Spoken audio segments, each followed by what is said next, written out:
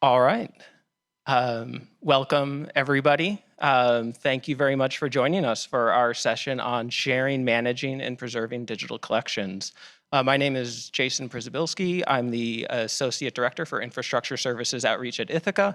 I'm very honored to be joined by Teri Gallaway from SCELC and Kristin Hart from CUNY, who will be speaking shortly. You might have noticed on the session description, Joshua Finnell from Colgate University was going to join us, but unfortunately he wasn't able to make it. So that means you get to hear a little bit more from each of us. You can decide if that's good or bad. We'll see. All right, so I'm gonna start us off. I'm gonna talk, give some background about Ithaca's Open Community Collections Initiative, which invited libraries and other institutions to make their digital collections openly available on JSTOR, and really was our first foray into testing out the idea of making Ithaca's digital infrastructure available to libraries and institutions. I'm gonna focus most of my presentation on what we learned during the course of this initiative, and then look a little bit at where we're going next. So before I jump into that, a little background about who and what Ithaca is. Ithaca is a not-for-profit organization that has helped facilitate the digital transformation for the research and education community for nearly 30 years through the provision of the various services that you see up here. And the initiative that I'm going to be talking about really kind of builds on the infrastructure that has been built across these various services through the support of the community over these past few decades. So what is the Open Community Collections Initiative? So this was an initiative that started with a fairly simple idea.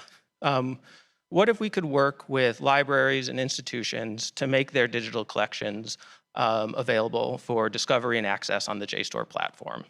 We knew libraries and other institutions had invested in developing and maintaining initially their print collections and then over time their digital collections. And that it was part of their mission to support these collections and make them available. And as we started thinking about this, we felt there was a role that Ithaca could play here by supporting libraries and making their collections available on our platform. And so we developed a few hypotheses that we wanted to use this initiative to test out. The first of those hypotheses was that we thought by making collections available on JSTOR, we could help these collections be more broadly discoverable by a broad and global audience. We also thought that there was value in co-locating these collections on the same platform that other digital collections were being made available on, and that also included the secondary sources that JSTOR is already so well known for, and that we know is so important for kind of making connections and providing that kind of contextualization for primary sources. And then finally, we thought that by doing this, we could support institutions in fulfilling their missions, and especially helping to ensure the long-term preservation of their digital collections through Portico. So with that in mind, we launched the Open Community Collections Initiative in early 2020, and it lasted through June of 2023. It wasn't initially supposed to be a 3.5-year-long charter period, but launching at the beginning of a global pandemic and then learning things along the way kind of extended that for us, but I think for the better. So as part of this initiative, we invited libraries to make their digital collections openly available on JSTOR. And for us, it was an opportunity to kind of test out those hypotheses that I laid out. And for institutions, it was an opportunity for them to test this out. What would happen if they made their collections available on JSTOR? Would they be more discoverable? Would they have more visibility? And I think one of the important things that we set out at the beginning of this was that we weren't looking to build another institutional repository or digital asset management system. We were looking to develop an additional channel, another way for people to discover and use these digital collections. And as you can see in the chart, growth was slow at the beginning, but really did pick up over time. And we also used this period to explore a few other areas too. We looked into building on JSTOR's collection management and cataloging tool that initially grew out of the art store kind of world and was initially developed to support the cataloging and maintenance of visual resources collections. And we also put together a working group and then later an early adopter period to test out the idea of preserving libraries' digital collections in Portico, which for so long has been focused primarily on the preservation of publishers' content. And by the end of the charter period, we wanted to be able to look back at those hypotheses and kind of evaluate how we did. So how did we do? Well, To start to answer this question, I think we can look at usage for the program in aggregate. Did we see usage increase?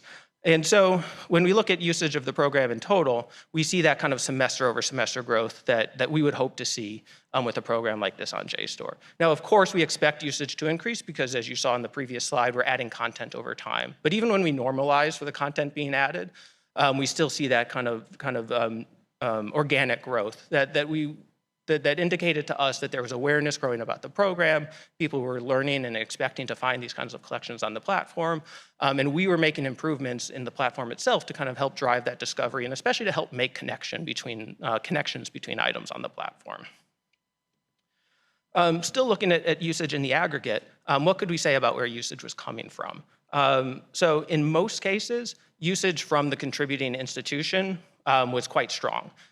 So when an institution made collections available on JSTOR, their own community was finding and using that content. But just as strong as that usage was, it still only made up about 1% to 2% of the total usage of that collection's total usage.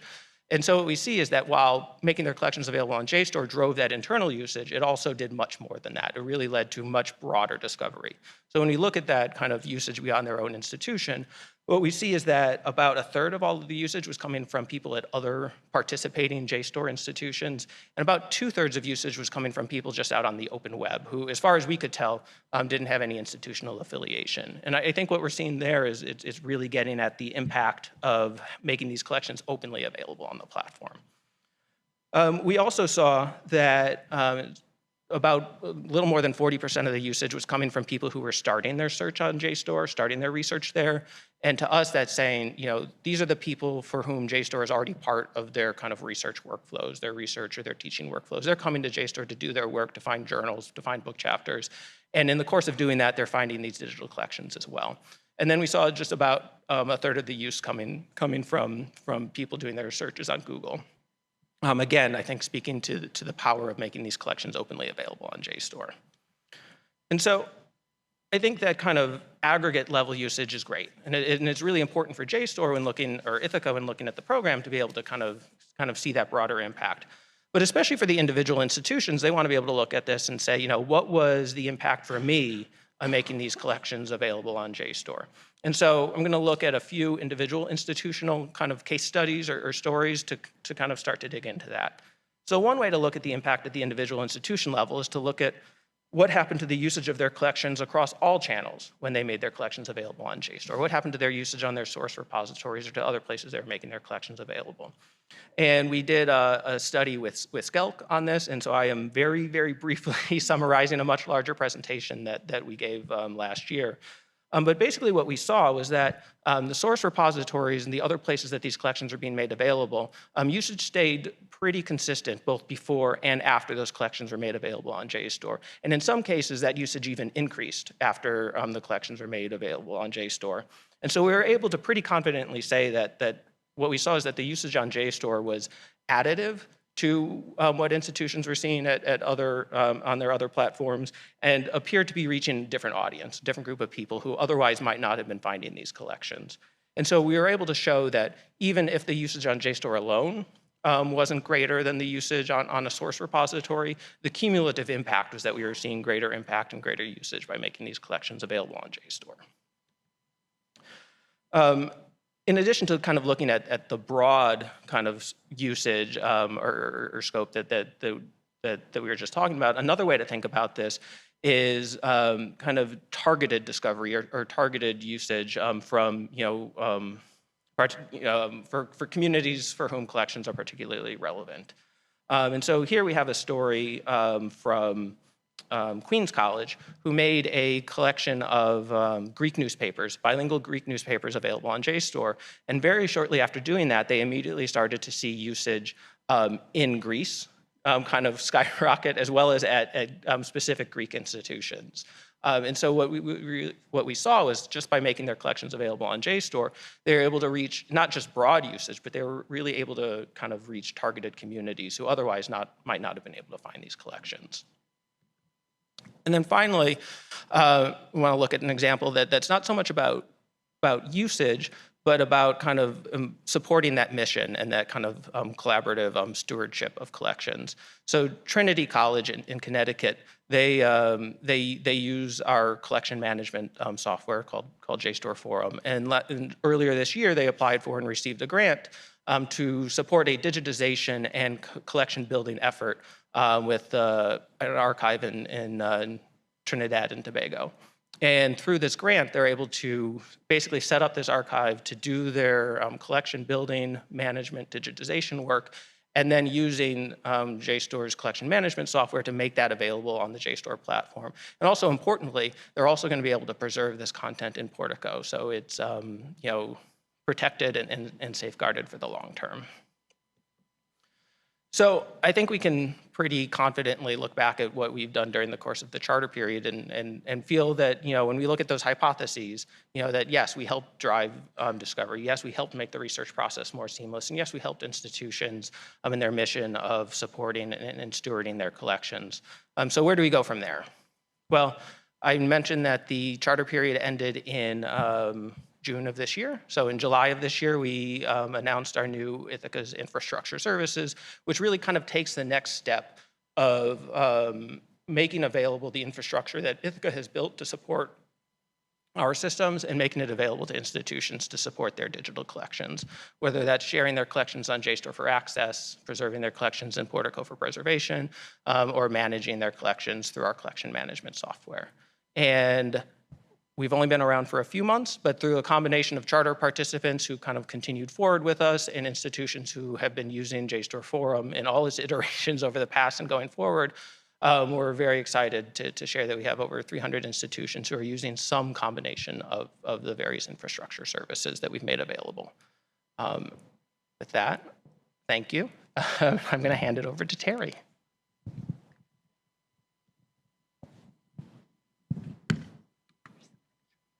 On. We're good? All right. So I'm Teri Gallaway. I'm the Executive Director at SCELC, and I'm here representing a lot of hard work at the SCELC team, in particular by Jason Price and Eric Chow, who aren't here with us today. So I want to talk about our motivation for pursuing and investing in the shared collections as a part of our mission and desire to go beyond what we are currently. So to do that, I'll talk a bit about our history and collaboration participation, this concept of a digital cooperative that we're launching, what will that cooperative do, and some future possibilities for SCELC. So what is SCELC? We are the statewide California Electronic Library Consortium. It's a 501c3 opt-in consortium. We primarily focus on licensing, and we support academic research and medical institutions and a lot of small institutions. So you see at the bottom here, primarily private academics, less than 3,000 FTE. We're based in California, in Los Angeles, but we do support both members as well as affiliates who license with us over 39 states.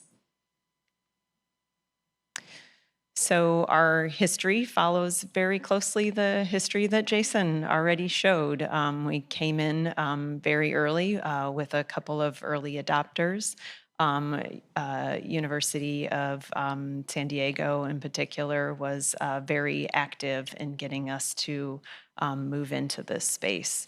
So that first part of 2020, the two early adopters, moving through the next couple of years, we really ramped up participation across the organization and leading us in from the charter period into where we needed to seek an investment. So we sought board funding to help offset that transition from this being a pro bono type service to ensure that we kept the group together to continue to explore this opportunity. Here's a smaller example of our participation, starting back at the very early period there, and our collection size to date after the charter period with 102 collections and 16 institutions now with over 50,000 items.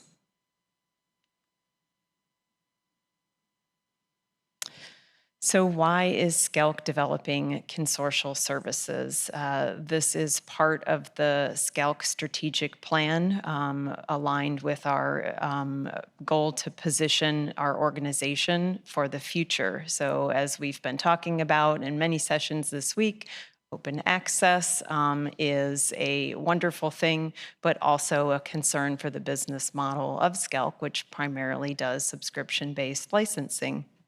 So recognizing the changing nature of licensing, we have been committed to exploring new ways for our membership to collaborate. And we also have a strategic goal of regional and national leadership, which aligns with working with an organization like Ithaca. So here, the future of consortia, along with our board, is looking at new service opportunities, as well as things like cooperative and collaborative collection building. We also had in parallel a SCELC institutional repository working group that was working on identifying consortial solutions for IR.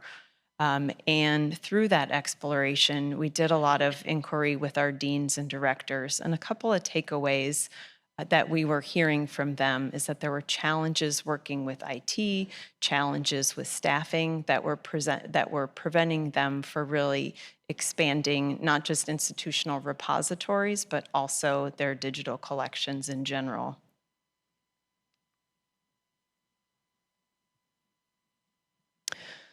So why JSTOR? Why a partner? We identified that JSTOR and Ithaca have similar missions and equity objectives. We are looking for that affordable, sustainable way to serve all libraries. And as an organization serving over 300 libraries through member and affiliates, there's a lot of differences in resources, in size, and focus, in desire for autonomy and desire for support infrastructure. But we had this critical mass of 16 library participants, and it was a worthwhile place to start.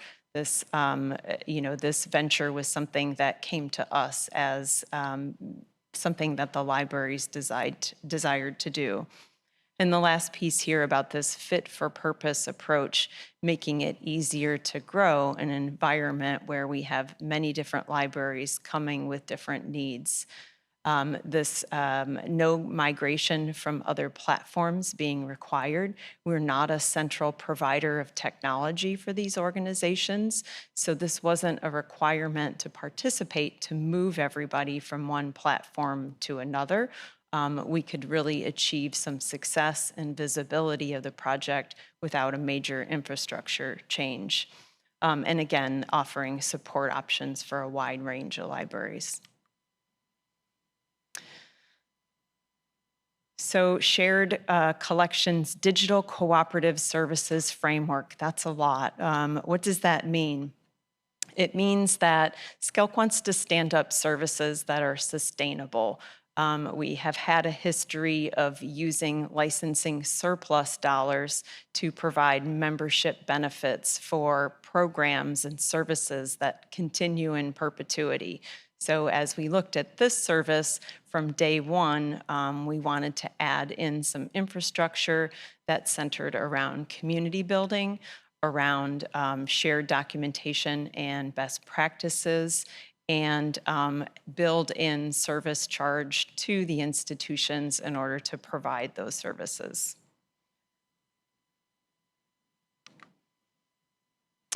So future possibilities for the digital cooperative, we are currently not using the preservation or services with the project, and I think that's a high need. This is certainly something that the headquarters of the SCELC internal staff are interested in learning more about. It's a need for organizations with small staffs to have a preservation solution. We are interested in expanding beyond just the display of the content into providing opportunities for collection building, and looking at this opportunity for a shared SCELC instance of Forum. As we saw in Jason's slides, there are organizations who have leveraged this for grant seeking. This would be a great opportunity for SCELC to co-locate materials, common materials that are held across different institutions in order to seek grants. So the SCELC branded portal being the purpose there. And then next steps, we have, now that we have our solid group of participants that have gone from the charter period into the shared collections period, we've followed up with them on collection inventory needs, documentation, starting to build out communication tools to connect them so they can learn from one another, and documenting all of those best practices and procedures.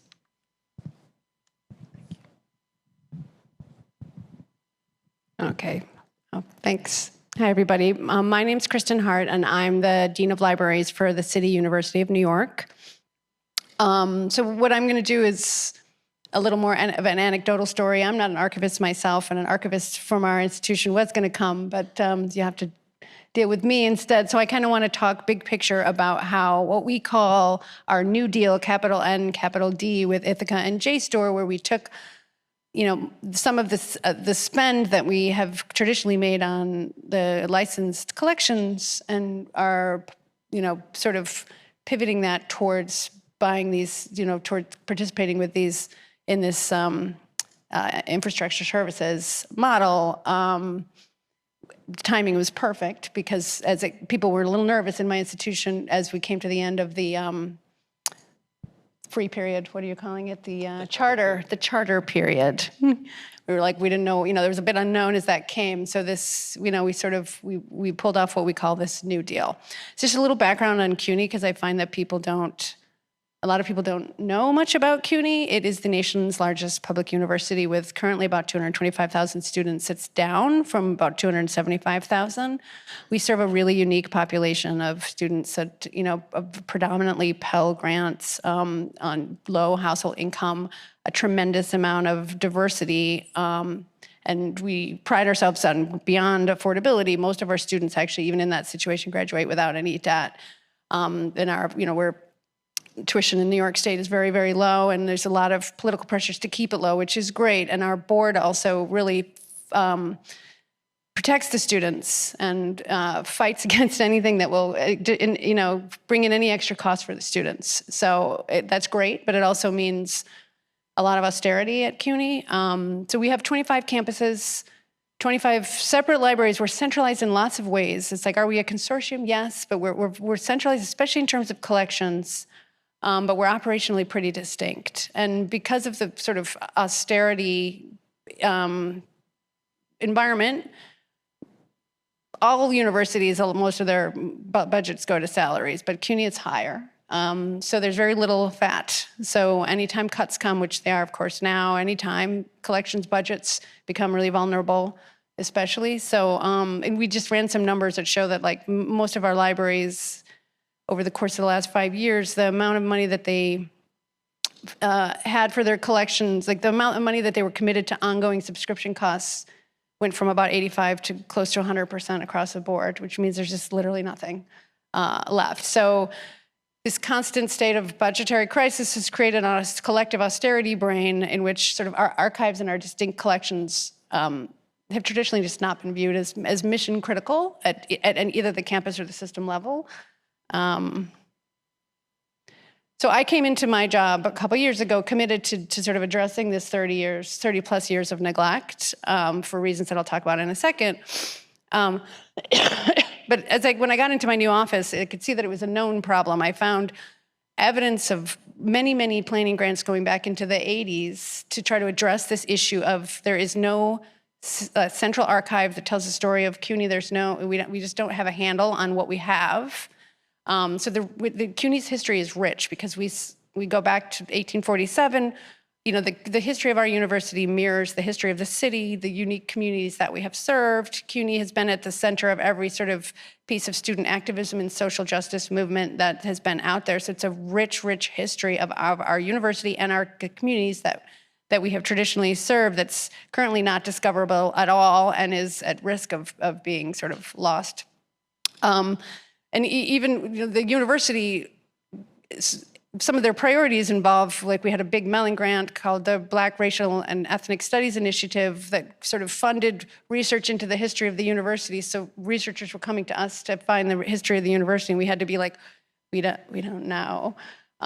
So we have a lot of great archivists across the system with various strengths, but we find that they're working in an environment where they can't have the impact that they should have. They have different strengths. So we have some who are really all about community activism, community archiving, oral histories, that kind of thing. We have some that are just really great digital archivists. We have some that are quietly squirreling away the history of the university, so we have lots of different strengths, but everybody's sort of taking a bootstrap approach that's actually tends to compound the problems, where then now we're all moving in different directions. Some of the campuses that don't have super strong archivists, we found that there's a lack of any kind of collection strategy, so they're taking everything, which is a different kind of problem. And we're not doing digital preservation at all. So during the pandemic, people would approach our office like they were having a lot of digital programming with real heavy hitters, and they would, can you preserve this? And we were just like, can we preserve it? Can we? And there's websites that are coming, important things that we can't. We're just not doing it.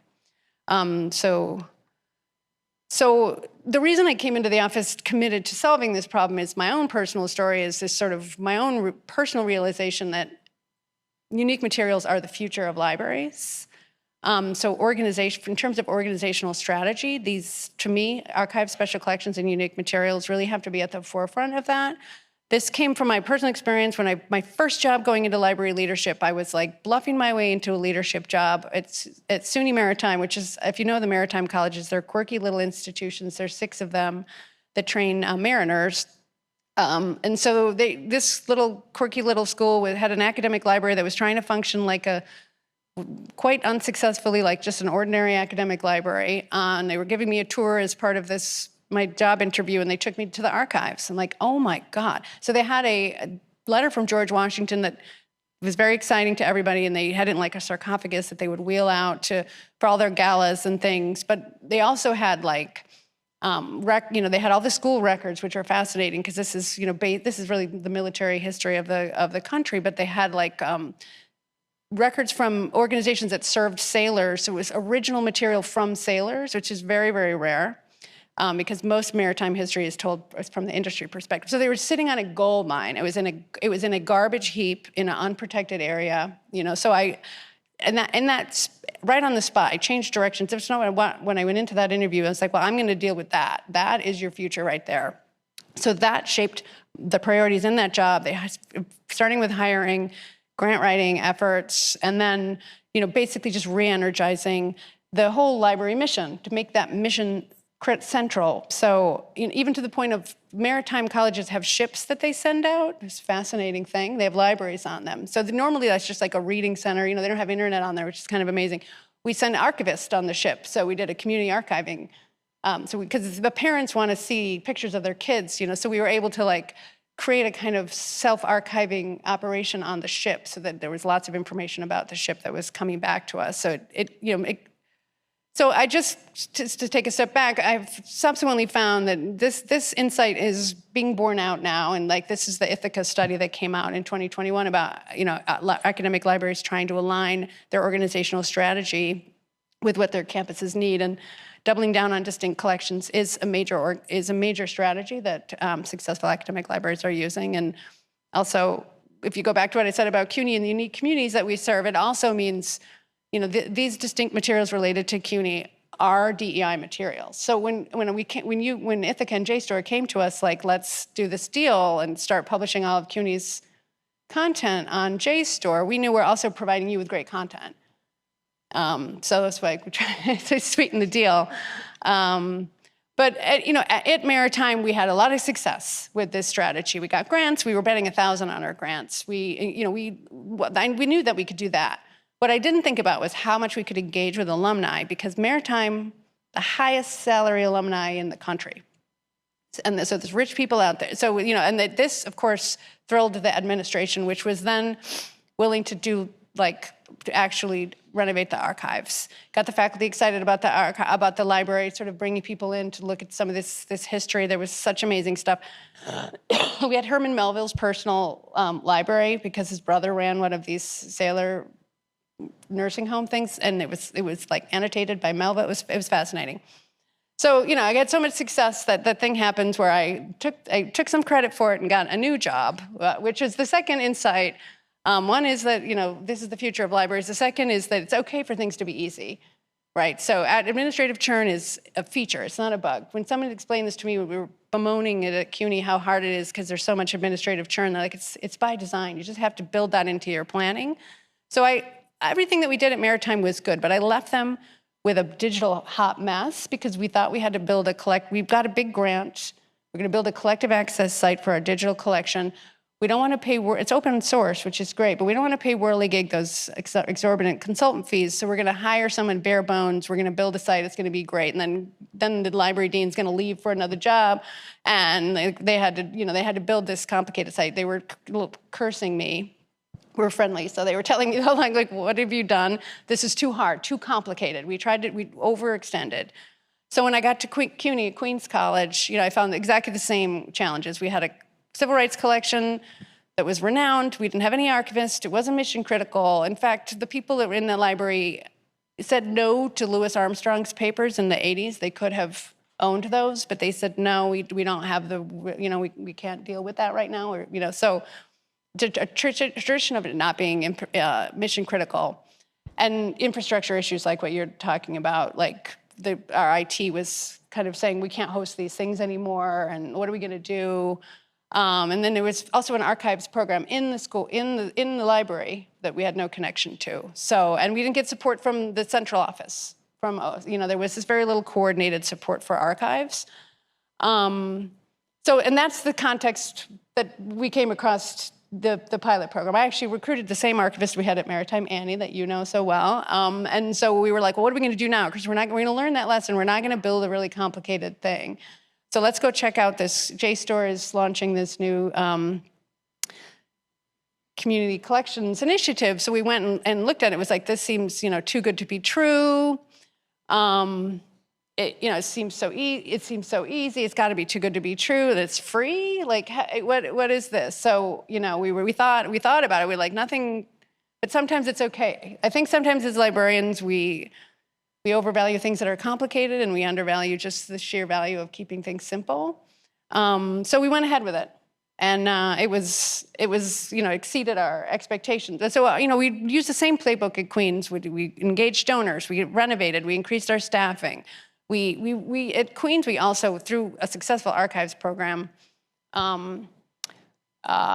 we were really able to help the development office, not just for raising money for the library itself, but for raising money for the whole campus, because we were telling the story of the campus. And that was a really important administrative task that, we developed this very strong relationship with the development office, with the president's office, that just meant that the library was really helping the whole campus.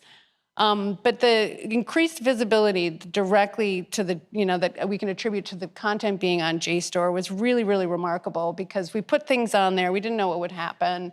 And it got picked up, as you know, like Annie it got put on a blog, a JSTOR blog, and then NPR featured our collections. Like, we got the kind of media coverage for this digital content that you can only dream of, because it's been being discovered on so many different places. And we put the Queens College yearbooks, we published the Queens College yearbooks on there. We thought this is just something we're doing for the development office, but that ended up being like one of the top 10, viewed collections on the platform. We don't know why, but somebody is looking at it. So it was very, very successful. So, and other schools were in that sort of initial cohort group, the free group, and they were very nervous. Some were, everyone really loved it. They were nervous as we moved forward. So when JSTOR came to us and said, Yeah, good news, the cost of these license collections, we've recalculated, and there's some significant savings. We pay the bill at the system office for that. We were ready for them because we were like, great, how about we take that savings, we sink it into this infrastructure services. So we struck this deal where the entire system will now have access to all of to Portico, to the forum, and to the sharing, to the publishing side. So it was just a win-win, which is very rare in libraries. Oh, maybe not that rare, because that's what open access is all about.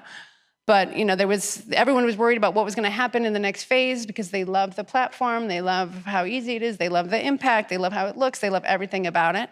But now there's no need for them to go through that difficult procurement process of keeping it. The campuses that were already trying to procure something else were able to just be like, you know what? We'll just work together. We'll just use this, because some of them didn't want that. Everybody kind of wanted different things. We were able to create some consensus, like we're all going to use this. So we're going to, and so I think it's, it's a new era for us in terms of putting these, putting our archives collections on a firm footing. And there's also even the campuses that were paying for JSTOR Forum. There was a bill for that. They don't have to pay that anymore because we're going to pick up that charge. So at a very austere moment where everybody has to cut budgets, we were able to go to some of our campus libraries and be like, good news, you're actually going to save $12,000 this year that you could put toward that saving. So that, it was just extremely helpful. So now we have this new commitment to move forward. We've charged a formal group for the first time to work on archives together at CUNY, which is a long-standing dream. And we are hoping to hear it with maybe right now, any day, any minute. We applied for a large grant from Mellon to actually finally build an archiving initiative at CUNY and to create a portal where all of these things can be connected. So now we have the infrastructure. So this was just a baseline thing that we needed in order to go out there to funders, to have the confidence, because we had all these planning grants, and I'm like, well, will Mellon really fund something this meat and potatoes as hiring an archivist to figure out what we have? We went to them, we're like, if you don't fund it, it's never going to happen. Here's all the planning grants. We have an infrastructure. So, we're very optimistic that we're going to be able to actually, staff and do this and move this forward, and even set up ways to help the university, which is struggling, as everybody is, with records management and getting things into the archives, and sort of a born digital strategy for preserving our own institutional memory. And it's all thanks to the platform. So that's all I have to say. And I know we didn't leave much time for questions, but. Thank you. A new era and a new deal. I like that. Yes. Thank you, everybody. We do have a couple minutes for questions. So if anybody has a question, there's a microphone up here. We ask you to come up too.